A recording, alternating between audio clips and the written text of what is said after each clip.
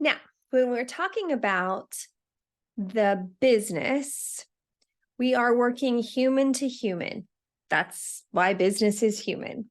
And so the company has a story, just like we have a story, because story is how we relate to one another. It's how our brain processes information. It's the stories we tell ourselves. It's the stories we tell each other.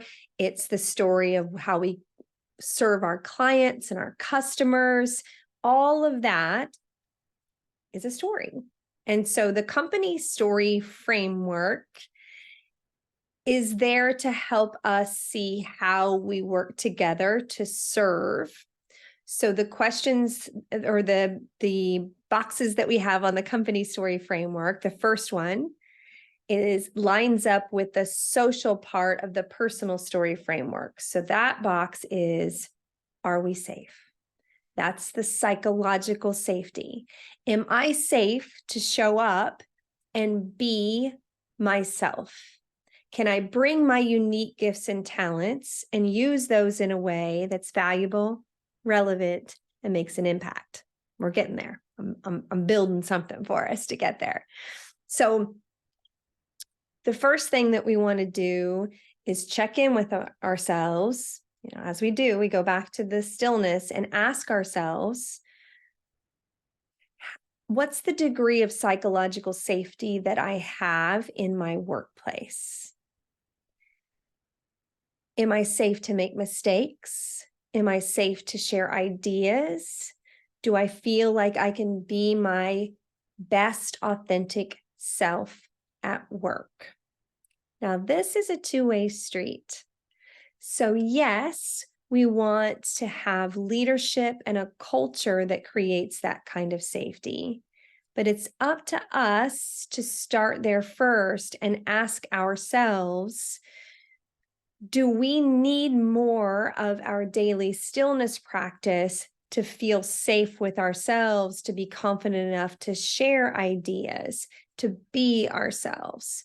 So we don't wait for the organization to get it all together. We first check in with ourselves and say, what can I do to stand tall in my story and make sure I'm showing up as myself?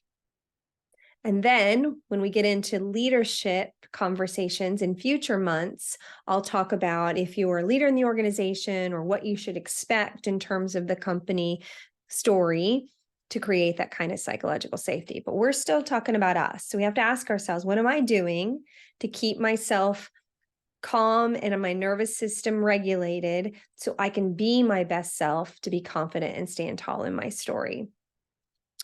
Once we get understanding, like, am I safe? Can I be myself here? We want to look at our gifts, talents, and abilities and say, you know what? Here I am with my story. Your story is your value. In the VRI acronym, value, relevance, and impact, the value is your story.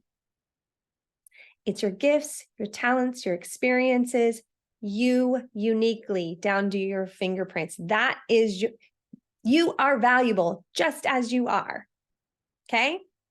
And so when you look at the value that you bring, that's okay. I've got gifts and talents, and you spent time reflecting on those. You've been aware of those now that we've gone through that content. Now you're saying, you know what?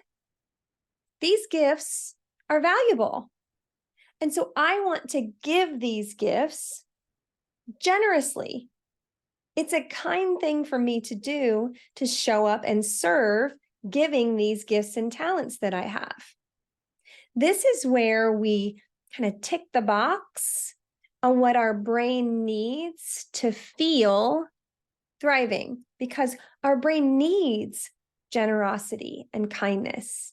And we can show up every day confidently serving with our gifts and talents, which will make us feel good about serving generously and with kindness. And I'll break that down a little bit more in a future video. And then ultimately, that allows us to say, I'm valuable because I'm here and I have gifts and talents.